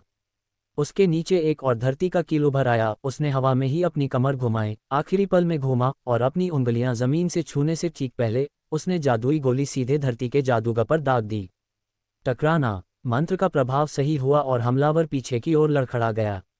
डेमन मुस्कुराया। उसने अपना सिर थोड़ा झुकाया, लेकिन खोपड़ी के पिछले हिस्से पर मुक्का पड़ने से बाल बाल बच गया। हवा का जादू है ना? वह तेजी से मुड़ा और हमलावर का हाथ पकड़कर अपने कंधे पर रख लिया। बहुत धीमा। वह नहीं जानता था कि वे मूर्ख थे या सिर्फ घमंडी थे, लेकिन उनमें से कोई भी उसकी जादुई गोलियों को रोकने के लिए अवरोधक जादू का उपयोग नहीं कर रहा था। यदि यह एथर अकादमी में होता तो वे पहले ही ऐसा कर चुके होते। एक तेज खींचतान के साथ उसने उस दुर्भाग्यपूर्ण छात्र को घुमा दिया तथा अपने सहयोगियों के आने वाले हमलों के खिलाफ उसे मानव ढाल के रूप में इस्तेमाल किया। धमाका। एक आग का गोला छात्र की पीठ पर फटा, जिससे वह जमीन पर गिर पड़ा और उसकी वर्दी से धुआं उठने लगा। डेमन ने उपहास किया। क्या इंपीरियल अकादमी में आप लोगों को समन्वय नहीं सिखाया जाता? जहाँ से मैं आता हूँ वहाँ तो ज़रूर सिखाया जाता है। उसने खून से लथपथ छात्र को एक तरफ फेंक दिया।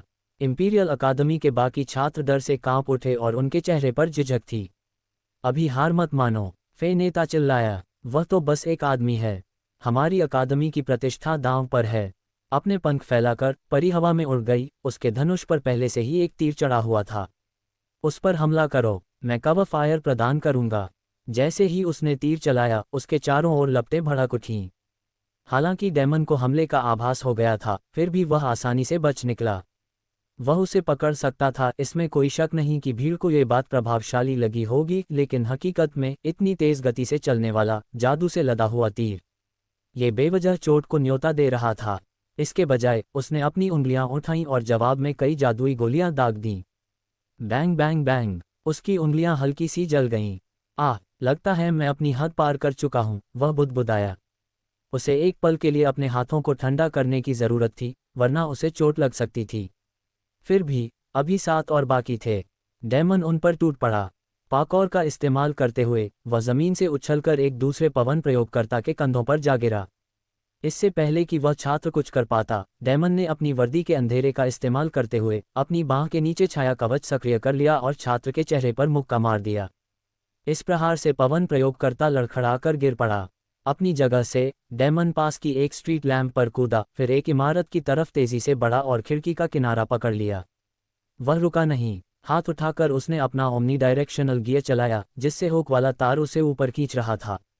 पल भर में वह हवा में उड़ रहे फे के ठीक बगल में उतरा। परी की आंखें चौड़ी हो गईं। क्या? डेमन ने बीच वाक्य में ही उसे लात मारी। परी की सांस फूल गई, उसके पंख फड़फड़ाने लगे और वे दोनों जमीन की ओर गिर पड़े। इससे पहले कि वे हमला करते, डेमन ने एकदम पास से जादुई गोलियों की बौछार कर दी। परी को खून की खांसी हुई, उसकी चेतना चली गई। ये सब देख रही भीड़ दंग रह गई। इस युद्धाभ्यास की पागलपन भरी हरकत ने उन्हें स्तब्ध कर दिया था। फिर टक्कर से ठीक पहले डेमन ने फे की छाती पर लात मारी और अपना सर्वदिशात्मक गियर फिर से दागा और खुद को एक दीवार के किनारे खींच लिया। वह आसानी से उतरा, अब बेहोश फे के चीख ऊपर। मौन। बाकी छात्र डर के मारे स्तब्ध रह गए। उनका सबसे शक्तिशाली योद्धा नष्ट हो गया था। डेमन सीधा हुआ और अपने कंधे घुमाए। छी, ये निराशाजनक था। उसकी पैनी निगाहें बाकी लोगों पर पड़ीं। वे अभी भी स्तब्ध थे, भय से अभिभूत। बिना किसी हिचकिचाहट के डेमन आगे बढ़ा। कुछ ही पलों में उसने उन्हें कागज में से ब्लेड की तरह चीर डाला। उनका मनोबल टूट चुका था और अपनी हिचकिचाहट में वे एक एक करके बेहोश हो गए। जब अंतिम छात्र गिर गया तो डेमन ने आह भरी। ये तो आसान था, चलो चलें, उसने लिलिथ की ओर मुड़ते हुए कहा। वह मुस्कुराई, लेकिन उसकी नज़र किसी और चीज़ की ओर चली गई। डेमन ने सांस छोड़ी। उसे पहले ही नई उपस्थिति का आभास हो गया था। एक और छाया। उसकी नज़रें पास आती हुई आकृति पर टिक गईं। एक युवक जिसके कंधे पर तलवार और कमर में कटाना बंधा था। उसके बाल गहरे बैंगनी रंग के संवारे हुए थे और उसकी शाही वर्दी एकदम साफ सुथरी थी। लेकिन उसका रूप नहीं, बल्कि उसकी चाल ही खास थी। ये खतरनाक था। हर कदम पर शांत आत्मविश्वास झलक रहा था। कोई भी कदम व्यर्थ नहीं गया। कोई डर नहीं। एक तलवारबाज, एक असली तलवारबाज। डेमन ने अपनी आंखें सिकोड़ लीं। युवक कुछ कदम दूर रुक गया, उसकी ठंडी, गणना भरी निगाहें डेमन पर टिकी थीं। फिर वह बोला, मैं यूका वॉन पेनरोज हूँ, इंपीरियल अकादमी की। लिलिथ हल्के से मुस्कुराए। ऐसा लग रहा था कि डेमन को आखिरकार एक योग्य प्रतिद्वंद्वी मिल गया है। हालांकि उसे यह सुनिश्चित करना था कि बात हाथ से बाहर न निकल जाए। यूका वॉन पेनरोज प्रतिष्ठित पेनरोज परिवार से थे, प्रसिद्ध तलवारबाज जो शाही परिवार के प्रति बेहद वफादार थे। इसमें कोई शक नहीं कि यूका को बचपन से ही कठोर प्रशिक्षण दिया गया था और अपने वंश के वंशज होने के नाते उनके कौशल को पूर्णता तक निखारा गया था। इंपीरियल अकादमी में पहले वर्षों में उन्हें तीसरा स्थान मिला था। इस साल इंपीरियल अकादमी के नए छात्र असाधारण रूप से प्रतिभाशाली थे। संस्थान में सुधार हो रहा था, लेकिन ये चिंता का विषय नहीं था। एथ अकादमी के अपने प्रतिभाशाली छात्र थे। संख्या और गुणवत्ता दोनों ही दृष्टि से एथ श्रेष्ठ बना रहा। इसका स्पार्टन प्रशिक्षण कार्यक्रम व्यर्थ नहीं था। अकादमी हर दृष्टि से कठोर थी, जो शारीरिक और मानसिक दोनों ही प्रकार के परीक्षणों से योद्धाओं को तैयार करती थी। वह आगामी सेमेस्टर के अंतिम मूल्यांकन के बारे में सोचने से खुद को नहीं रोक सकी। डेमन के लिए इस बार यह बहुत आसान नहीं होगा। यूका ने लिलिथ की कोई परवाह नहीं की। वह डेमन के पास गया और ठीक 1 मीटर की दूरी पर रुक गया। अपना नाम बताओ। डेमन की काली आंखें शांत थीं। मैं एथ अकादमी का डेमन ग्रे हूँ। युका ने सिर हिलाया। मैं समझ गया, मैंने आपके बारे में नहीं सुना है। आपकी रैंक क्या है? डेमन ने एक पल सोचा। उसे अपना पुराना खिताब बताना चाहिए या नया। आखिरकार उसने पहला खिताब चुना। स्वाभाविक रूप से आप ऐसा नहीं करते। मैं एथ अकादमी का सबसे कमजोर छात्र हूँ। लिलिथ ने मुस्कुराहट दबा ली, जबकि भीड़ सदमे में थी।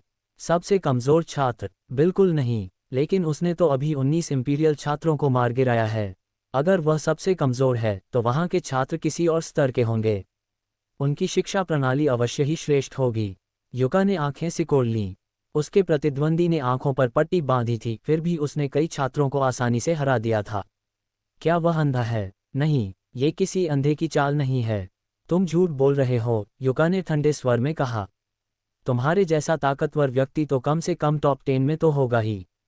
डेमन मुस्कुराया। लेकिन आपने शीर्ष 10 में किसी डेमन ग्रे के बारे में नहीं सुना है ना? आपकी अकादमी को रैंकिंग में शामिल लोगों के नाम उनके जादुई गुणों और कौशल के साथ साझा करने चाहिए थे, है ना? युका चुप रहा। क्या आपने कभी डेमन ग्रे के बारे में सुना है जो वायु जादू का उपयोग करता है? लिलिथ मुस्कुराया। कितना बेशर्म झूठ है, वह जानबूझकर अपनी असली पहचान छिपा रहा था। डेमन ने स्थिर स्वर में कहा, मैं एक मुक्केबाज हूँ। अगर मैं शीर्ष 10 में होता तो मेरे जैसा कोई व्यक्ति काफी प्रसिद्ध होता। युका ने आंखें सिकोड़ लीं। बात तो सही थी, फिर भी इस आदमी में कुछ ऐसा था जो अनजान रहना नामुमकिन था। उसने अपना हाथ अपने कटाना पर रख दिया। तो ठीक है, डेमन ग्रे, मैं तुम्हें द्वंद्व युद्ध के लिए चुनौती देता हूँ। डेमन ने अपना सिर हिलाया। दिलचस्पी नहीं है। युका ने पलकें झपकाईं, वह क्षण भर के लिए अचंभित रह गया। मैं तुम्हें एक सम्मानजनक द्वंद्व युद्ध के लिए चुनौती दे रहा हूँ। डेमन ने उपहास किया। वाह, एक और घमंडी मूर्ख जो सोचता है कि सम्मान का कोई मतलब होता है। उसने अपना हाथ उठाया। मुझे सम्मान की परवाह नहीं है। चलो बस लड़ते हैं। बैंग बैंग, 2 जादुई गोलियां आगे की ओर चलीं। डेमन की उंगलियां अभी भी धुआं छोड़ रही थीं। युका मुश्किल से बच पाया, लेकिन उसका कंधा छिन गया। जैसे ही उसने अपने कटाना को पकड़ लिया और उसे एक ही तरल गति में खींचने लगा, उसकी आंखें तेज हो गईं।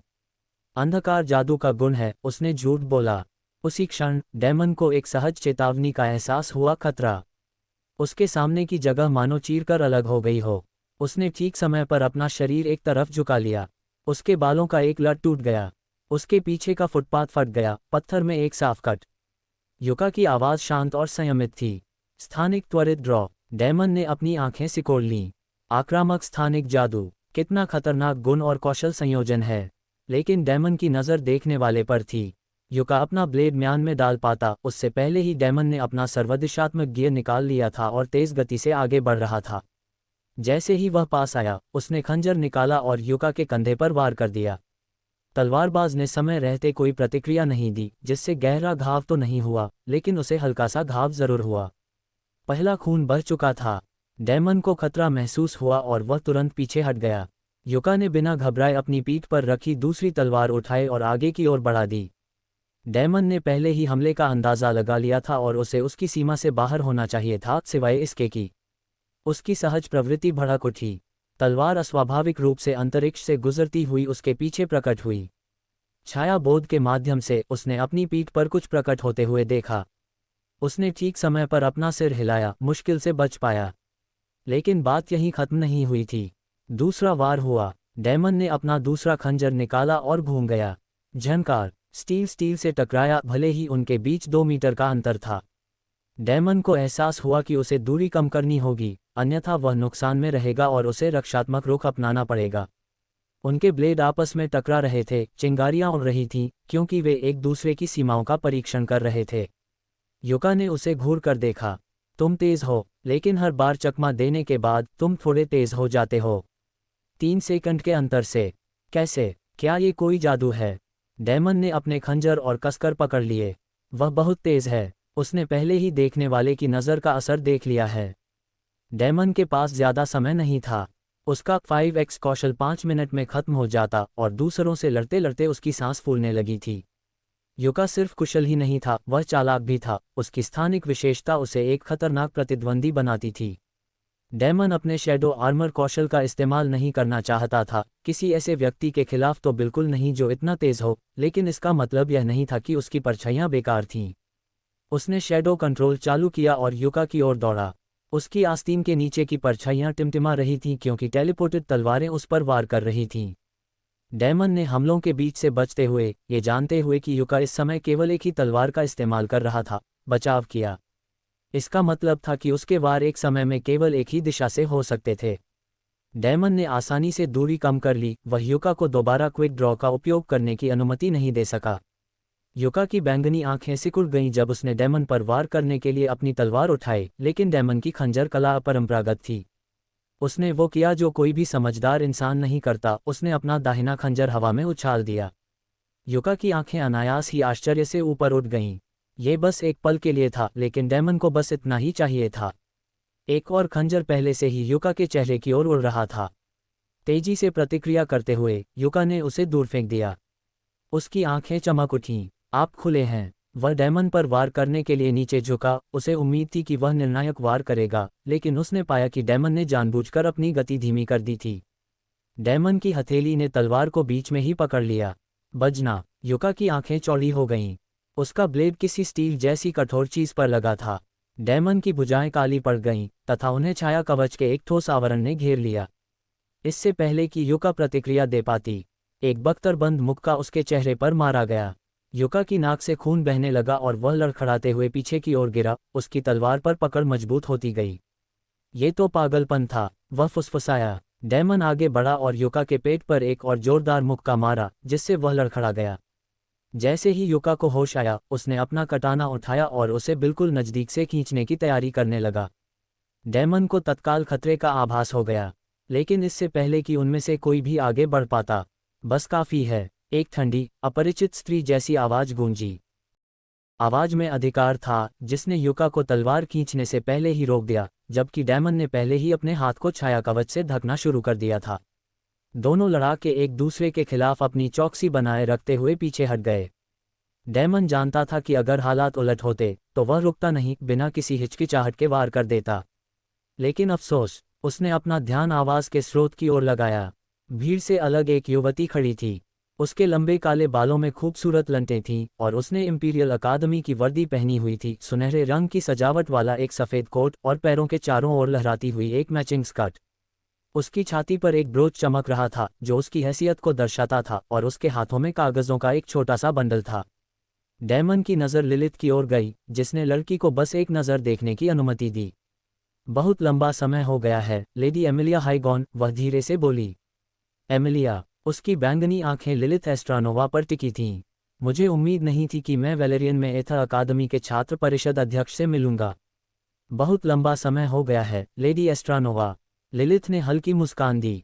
ये सचमुच हुआ है। अब जब आप यहाँ हैं, तो मुझे लगता है कि हमारे जाने का समय हो गया है। वह डेमन की ओर बढ़ी, उसकी अभिव्यक्ति अस्पष्ट थी। एमिलिया ने अपनी आंखें सिकोड़ लीं। मुझे डर है कि मैं इसकी इजाज़त नहीं दे सकता। आपके जूनियर ने मेरे साथी छात्रों पर नाहक हमला किया, इसलिए। लिलिथ ने उसकी बात काटते हुए धीरे से हंस दिया। हमला? क्या 4 छात्रों द्वारा एक बुजुर्ग महिला पर हमला करना यही कहते हैं? इंपीरियल अकादमी को ज़रा भी शर्म नहीं है। मेरा जूनियर यहाँ ऐसा है जो बुराई बर्दाश्त नहीं कर सकता। वह चुपचाप कैसे खड़ा होकर ऐसे अन्याय को यूं ही होने दे सकता है? भीड़ में एक बड़बड़ाहट गूंज उठी। ये सच है, मैंने उन्हें एक बूढ़ी औरत को पीटते देखा। मैंने सुना है कि उसका पोता उनसे टकरा गया था और उसने माफ़ी मांगी थी, लेकिन उन्होंने फिर भी उस पर हमला किया। कितना क्रूर! क्या ये देवी की जातियों के भावी नायक हैं?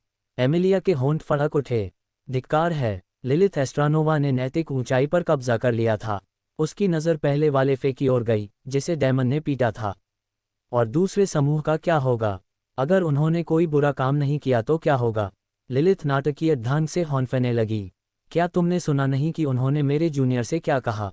वे ऐसे बर्ताव कर रहे थे मानो पूरी राजधानी उनके ही कब्जे में हो, और देशद्रोह भरी बातें बोल रहे थे। और मेरे बेचारे जूनियर को तो देखो, वह एक बनाम 15 लड़ा। डेमन ने आह भरी। कोई बात नहीं, लिलिथ। बेइज्जत लोगों से निपटना ठीक है। मैं तो बस वही कर रहा था जो हर शाही नागरिक को हमारे महान साम्राज्य के लिए करने का प्रयास करना चाहिए। भीड़ पर एक गहरी खामोशी छा गई। फिर, गंभीर भाव से, डेमन ने अपनी छाती पर हाथ रखा और सलामी दी। महान और शक्तिशाली वाल्थेरॉन साम्राज्य के नागरिक के रूप में यह उचित ही है। जय हो महान वाल्थेरॉन। पूरी भीड़ ने सहज रूप से राष्ट्रीय सलामी दी, जिसमें एमिलिया भी शामिल थी। उसने अपने दांत पीस लिए। उसके साथ खेला जा रहा था। अगर वह सलामी देने से इनकार करती तो ये देशभक्ति नहीं होती, लेकिन ऐसा करके मानो वह मान रही थी कि उसके साथी छात्र गलत थे। उसका जबड़ा कस गया। वह दूसरे वर्ष की नंबर 1 खिलाड़ी लिलिथ एस्ट्रानोवा को नहीं हरा सकी। वह दूसरे नंबर की खिलाड़ी रेनाटा मालक्रिस्ट को नहीं हरा सकी। उसे छात्र परिषद का अध्यक्ष सिर्फ उसकी प्रतिभा के लिए नहीं, बल्कि इसलिए बनाया गया था क्योंकि इंपीरियल अकादमी को एथर अकादमी से मुकाबला करने के लिए किसी की ज़रूरत थी। इसीलिए दूसरे वर्ष की छात्रा वहां अध्यक्ष भी थी। उसकी नज़र युका की ओर गई। उसकी नाक से अभी भी खून बह रहा था और उसने अपनी तलवार पकड़ रखी थी। तुम ठीक हो? उसने सहमति में सिर हिलाया। मैं ठीक हूँ। वह ताकतवर है, लगभग प्रथम श्रेणी की उन्नति पर है। थोड़ा मुश्किल भी है, लेकिन मैं उसे नहीं जानता। एमिलिया ने हल्का सा सिर हिलाया। स्वाभाविक रूप से आप ऐसा नहीं करेंगे। वह डैमन की ओर मुड़ी। उसे इस अपमानजनक हार को कुछ कम शर्मनाक बनाना था। अगर वह अपने छात्रों को काबिल नहीं दिखा सकती थी तो उसे डैमन को ज्यादा काबिल दिखाना था। आप डैमन ग्रे हैं, है ना? एथर अकादमी के स्वर्णिम प्रतिभाशाली। डैमन ने पलकें झपकाईं। उसने कभी किसी को उसे इस नाम से पुकारते नहीं सुना था। युका ने उलझन में उसकी ओर देखा। आप उन्हें जानते हैं, राष्ट्रपति? एमिलिया ने सिर हिलाया। हाँ, मैं जानता हूँ। वह एक विलक्षण प्रतिभा है, जो महान सेरास ब्लेड के समर्थन से अकादमी में शामिल हुआ। उसने सुनिश्चित किया कि उसकी आवाज़ दूर तक पहुँचे। युका की आंखें चौड़ी हो गईं। अन्य छात्र अभी भी जमीन पर पड़े हुए हौंफ रहे थे। भीड़ में बड़बड़ाहट शुरू हो गई। सेरास ब्लेड? तुम्हारा मतलब सेरास से है? आप और कौन से सेरास जानते हैं? वह उसका शिष्य कैसे है? उससे काफ़ी कुछ समझ में आ जाएगा। कोई आश्चर्य नहीं कि वह इतना मजबूत था। लिलिथ मुस्कुराए। एमिलिया ने ऐसा जवाब देकर काफ़ी चतुराई दिखाई, लेकिन इससे उनकी प्रतिष्ठा भी बढ़ी और उन्हें फ़ायदा भी हुआ। उसे कोई शिकायत नहीं थी। युका ने अभी भी अपनी तलवार पकड़ रखी थी और अपनी आंखें सिकोड़ लीं। मैंने उसके बारे में कभी क्यों नहीं सुना? एमिलिया ने डैमन को और अधिक प्रचारित करने के लिए इस अवसर का लाभ उठाया। तुम ऐसा नहीं करते। उसने तिमाही सेमेस्टर के मूल्यांकन से कुछ समय पहले ही सेरास से मिले गोल्डन टिकट के साथ दाखिला लिया था, और दूसरे छात्रों को बढ़त दिलाने के लिए उसने जानबूझकर अपने मूल्यांकन में फेल कर दिया। वह अंतिम भाग पूरी तरह से मनगढ़ंत था, लेकिन उसे एक मजबूत कथा की आवश्यकता थी। युका की आंखें चौड़ी हो गईं। लेकिन क्यों? वह डैमन की ओर मुड़ी। ऐसा इसलिए था ताकि जब मध्य सेमेस्टर का मूल्यांकन आए तो वह साबित कर सके कि वह कितना ताकतवर है। कुछ ही दिन पहले उसने अकेले ही अपने सभी साथियों को पूरी तरह से धूल चटा दी और इस प्रक्रिया में दुष्टवन का एक हिस्सा भी नष्ट कर दिया। भीड़ ने एक साथ सांस ली। यह आदमी तो पागल था। कोई आश्चर्य नहीं कि उसने शाही छात्रों को हरा दिया था। अगर एथर अकादमी के छात्र भी उसे नहीं हरा सके तो किसी और के पास क्या मौका था? यह पागलपन है। इसमें कोई आश्चर्य नहीं कि वह इतनी आसानी से जीत गया। एक राक्षस। डैमन हल्के आश्चर्य से देख रहा था। उसने पहले कभी किसी को अपनी इतनी प्रशंसा करते नहीं देखा था। मुझे लगता है कि मैं उसे पसंद करता हूँ। लेकिन एमिलिया का काम अभी खत्म नहीं हुआ था। वह सिर्फ एक प्रतिद्वंद्वी अकादमी के छात्र का महिमामंडन नहीं कर सकती थी, उसे तराजू पर संतुलन बिठाना था। वह सबसे बड़ा उपद्रवी भी है, उसने चेहरे पर हल्की मुस्कान लाते हुए कहा। वह रोज झगड़ों में पड़ जाता है, कमजोरों को धमकाता है और अपने दोस्तों के साथ भी क्रूरता करता है। उसमें जरा भी दया नहीं है और उसके प्रोफेसर भी उसे नियंत्रित नहीं कर सकते। वह घमंडी है और अपनी मनमानी करता है। बाकी सभी प्रथम वर्ष के छात्र उससे डरते हैं। वह हमेशा छात्रों को डॉक्टरों के पास भेजता है, और अभी हाल ही में एक नेक प्रोफेसर को उसकी चालों की वजह से निलंबित कर दिया गया। डैमन ग्रे, द स्कॉर्च और प्रॉब्लम चाइल्ड जैसे नामों से पुकारा जाने वाला वह एक खतरा ही तो है। डैमन की आंखें झपक गईं। ये लड़की सचमुच कहानी गढ़ना जानती है। मुझे अब वह पसंद नहीं है। लिलिथ हल्के से मुस्कुराए। मुझे लगता है कि आपने काफ़ी कुछ कह दिया है। मेरे दयालु और ईमानदार जूनियर के बारे में झूठी अफवाहें फैलाने की आपकी हिम्मत कैसे हुई? डैमन ने अपनी छाती फुलाकर अपना सबसे महान और धार्मिक स्वर प्रस्तुत किया। चिंता मत करो सीनियर लिलिथ। अच्छे लोगों का हर दिन अपमान होता है। मुझे सड़कों पर झगड़ा करने का कोई कारण नहीं दिखता। किसी कुलीन व्यक्ति के लिए खुद को शिक्षितों के स्तर तक गिराना अनुचित है। चलो हम यहाँ से चलते हैं। मेरे नेक काम ही मेरी बात कहेंगे। मेरा अपमान नहीं होगा। ऐसा कहकर वह वहां से चला गया, मानो वह एक निराश नायक हो जिस पर गलत आरोप लगाया गया हो। लिलिथ ने एमिलिया को घूरा और फिर मुड़कर उसके पीछे चल दिया। जाते हुए उनके होठों पर हल्की मुस्कान तैर रही थी। भीड़, जो पहले संशय में थी, अब डैमन की ओर सहानुभूति भरी नज़रों से देख रही थी, मानो वह कोई बहादुर इंसान हो जिस पर एक बुढ़िया को बचाने के बावजूद झूठा आरोप लगाया गया हो। सिर ऊंचा किए, डैमन ने अपनी एड़ी घुमाई, उसका कोट उसके पीछे थोड़ा लहरा रहा था। छात्रों की नज़रों के आदान प्रदान के साथ ही हवा में फुसफुसाहटें गूंजने लगीं। क्या वह सचमुच वही खलनायक था जिसका दावा एमिलिया ने किया था, या एक नेक योद्धा जिसे व्यवस्था ने अन्याय का शिकार बनाया था?